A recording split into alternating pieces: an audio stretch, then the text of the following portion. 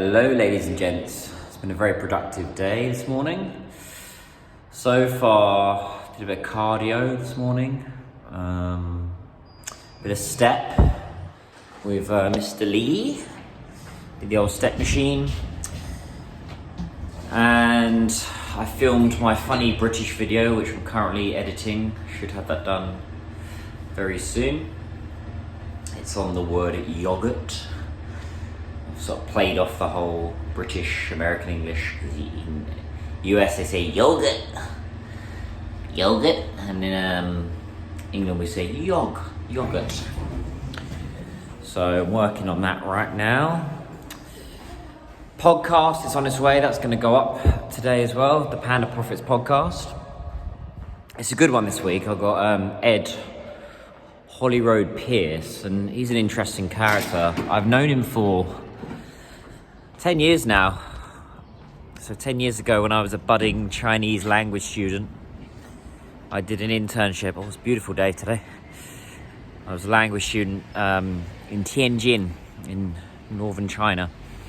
Then I did an internship in Shenzhen, and his company CRCC Asia, which it doesn't offer offline internships in China anymore. I think they might be coming back, but they offer virtual internships. So I actually get quite a lot of virtual internships, so remote interns around the world. And his company supported me a lot. So yeah, he's coming on the podcast. It's a good one. It's a remote one. So we'll see how that goes. So check that out, guys. I've got all the links and everything in the description, but it's just Panda Profits podcast. And I was actually on another podcast yesterday. I was on The Honest Drink. Those guys, they've been around for a few years. Really good three-set. They've got three-set guys. It's Vincent, Howie, and Eric. And yeah, we got quite deep into different topics. We talked about dating. We talked about business. We talked about life in China.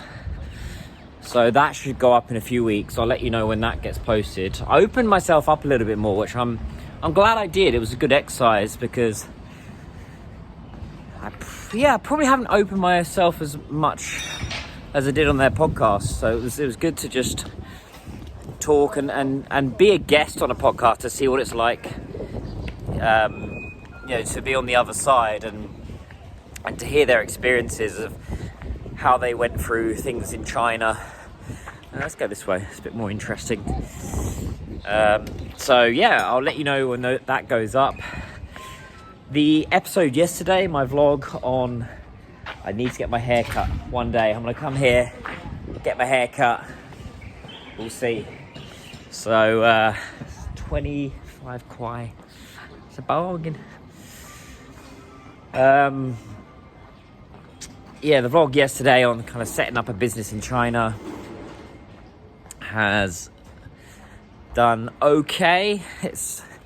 Could be better, but check that one out, guys. We're on day 65 now. Day 65, wow, of the vlogs. And I'm gonna see if I can go to 100. Can I go to 100 days vlogging in China? But yeah, it's one of those days where I need to get a gym session in at one point. I'm going to see Mr. Lee. He's actually interesting development. He's getting married, so I'm having to give him some advice and on suits and things. So he's doing all his marriage stuff today. But all that in China, they have like a red photo, and you have the photo with your future wife to be. It's interesting how in China the marriage system is slightly different, because usually it's things like the photos. You usually do the photos. You'll have photos during the wedding, but they usually do a lot of the photos beforehand. They'll go to the couple themselves. Will just go to some spot. Let's say in Shanghai, they may go down to the Bund or some site and then take some photos. And I'm in proper. This looks proper proper China. I say proper China, what I mean is like it's a lot more local way of living. And Chinese weddings, they don't usually dance, although things are changing nowadays. It's usually a case of people sit around in tables, they drink, they eat, they be merry, they gambae, they clink the cups, and they give hongbao, they give red pockets. That's what I was explaining to Mr. Lee yesterday, is when we get married in the UK, if we get married, no one really gets married anymore. I will say we don't get married in the UK, we get divorced. I think, I always hear different statistics, but it must be, I think, is it half or maybe even more than half of all marriages end in divorce now, which is a sad statistic, but I guess the society we live in now. And usually with a British wedding, I think nowadays they'll give you an Amazon list. So they'll say, look, this is what we want, and you can buy off this list. One of my friends, he got married last year, a good friend from high school, and when he got married, he offered it up to people. He said, if you want to give a kind of a donation towards our honeymoon, you can do that. So yeah, I think I gave him, I don't know, 100 quid or something, which I thought was okay. I thought that was nice. But yeah, usually in the UK they'll give that used to be I guess my dad's generation used to be given a tea set or something nice like that, but now it's kind of changed now. But yeah, generally in China you'll give them a hongbao, you'll give them a bit of money. I think anywhere between, I think is it 666, so maybe I've got that wrong. Please write in the comments if I've got that wrong, but I think it's 666 RMB. It's lucky. I may have got that wrong. It's based on lucky numbers, but I think anything between 500 and 1,000 is pretty standard in China. Let's say between $50 and $100. Maybe it's more. I've heard different amounts. I know some people are like, no, we give a lot more. But I haven't been to a Chinese wedding in a while. Like I said, I went to my mate's wedding last year. He got married in Taiwan.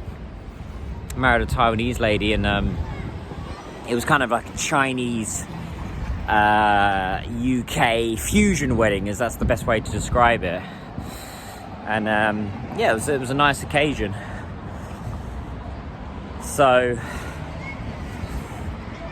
yeah, that'll be an interesting wedding to go to. I mean, when I go to a wedding, I like to have a bit of a dance, a little bit of a dance, a couple of drinks. This is what was interesting about this podcast yesterday. It's called the Honest Drink Podcast.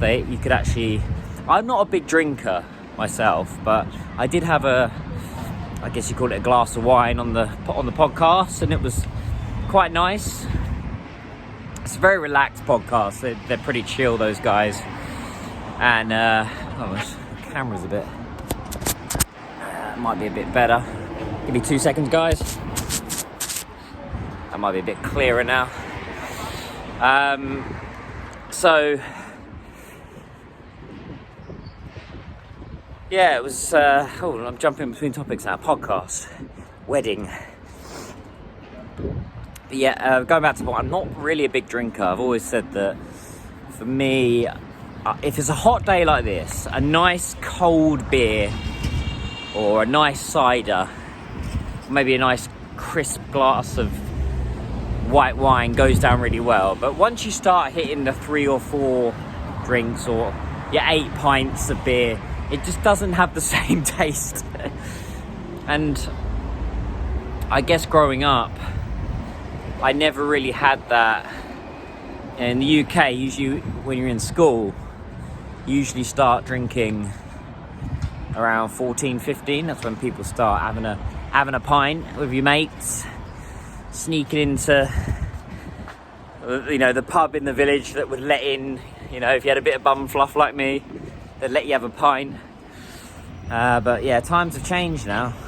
It's I don't think there's that peer pressure anymore that there used to be when I was in high school or university to drink, like, down here, drink. I said I'm not a big drinker. I know I've got a few friends in Shanghai. They'll have like few drinks every week. They'll go out once a week. That's not me. I've never been that kind of person. I'll have a drink every now and again, but like I said, I've never really liked the taste. Not really. I get more pleasure from having a nice soda ashway, nice soda water, or something like that. But yeah, my diet's been pretty healthy at the moment. However, my body scan was a bit disappointing the other day. I didn't show it. I've left it in my apartment, but I'd actually gone up a little bit in fat and a little bit, and my muscle had been gone down. Now, those machines are not 100% accurate, but it just means that this week I'm gonna go even harder. Like tomorrow, I'm gonna wake up 5 a.m. I'm gonna make sure I get to the gym for 6. Mr. Lee, we'll do a hit. We'll do a live stream on Little Red Book, on Xiaohongshu, and on the WeChat video, Weixin Shuping. I think once this channel gets bigger on YouTube, and also I think Bilibili as well, BJan, you can do live streaming. I may do live streaming on those platforms, so I'm gonna have to have about 4 or 5 phones in front of me. So that's gonna be a challenge. But this afternoon I've got to get this video edited. The podcast is done. That's gonna go up. So this has got to go up, and also my funny British video. Got to play a bit of guitar at some point, and I may go to the gym with Mr. Lee, we'll see. Yeah, tomorrow's got to be an early start because I have a training session with one of my interns and one of my... Ni hao! With one of my... We should see you. It's your goodbye.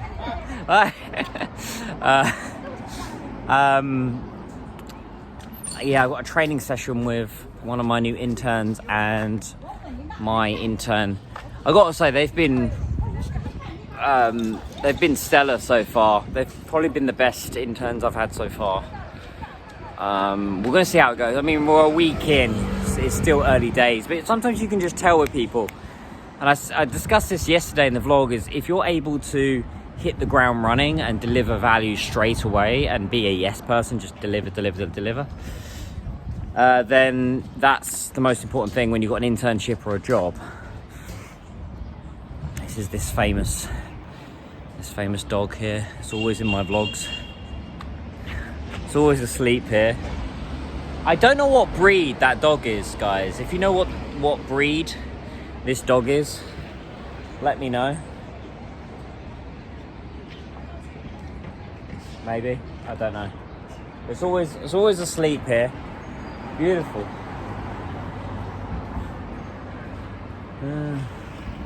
Anyway, then they got a little pet shop next door. This dog's beautiful as well. This husky, got different coloured eyes.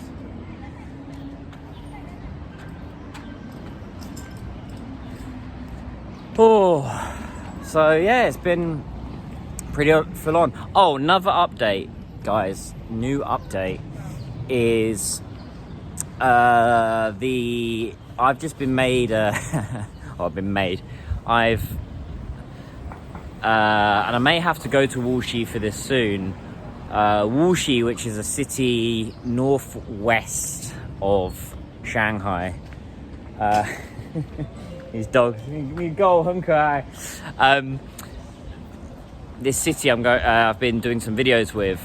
I've been made an ambassador for cultural tourism.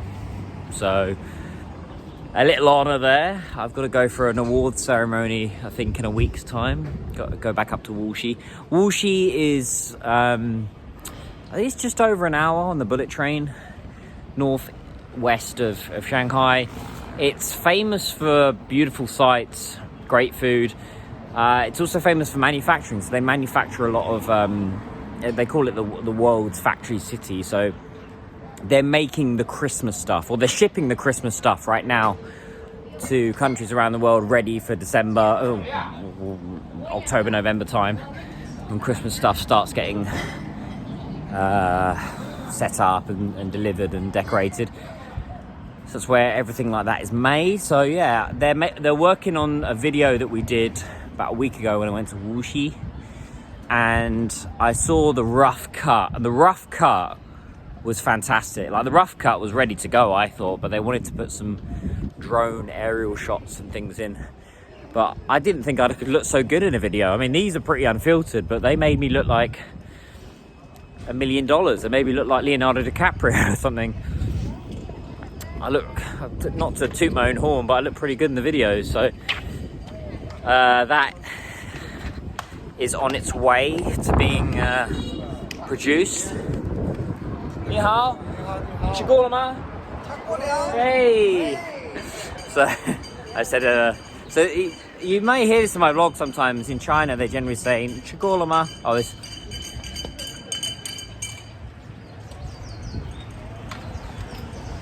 There we go. Right, these guys, what they do is they ring a bell and they get kind of scrap metal and things like that from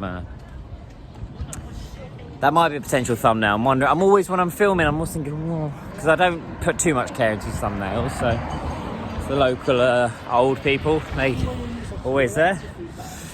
The local elderly. So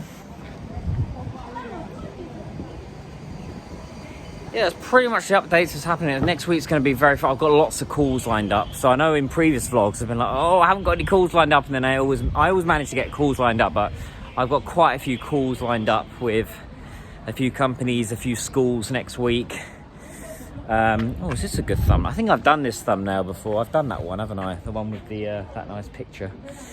But yeah, there's some options in there. We'll see. So, ni hao, mei nu. I always called the elderly ladies Mei Nu, which is like beautiful lady, and it's not very common in China. Usually you would call them Ai, which is like auntie, but I always feel that's a bit, for me, I feel that's a bit disrespectful. I'd rather call them like beautiful lady or something like that. But yeah, lots happening in China at the moment, guys. June is going to be an important month. I've got a few clients coming. May this year, I feel, was a bit quiet. I think last year there was a lot more. There's a lot more happening, I would say, this year. However, I haven't been going to many offline events because I've just been doing, not to sound arrogant, but I have been doing so well online recently. I've just been getting a lot of business through LinkedIn, through these videos, through my podcast, that I haven't really needed to go out to offline events and give out business cards and hustle that way. I got a bit of fatigue last year by doing that. Every week last year I went to an event, and there came a point where I was just seeing the same faces over and over again. So in the end, I ended up just just doing my own thing and doing a lot more online stuff, and that's kind of paid off. I do go out to an offline event every now and again. There's a few happening next week, which I'll let you know about. That's something that I'm pretty good at, guys. I'm pretty good at knowing like what are the good offline events to go to in Shanghai. There are ones certainly to avoid with particular individuals who I won't name, who are just in it for themselves. They don't really think about community. But there are some really great people and events that are definites that you should check out if you do come to Shanghai and it's your first time here, or you've been here many times and you're looking to connect with a community.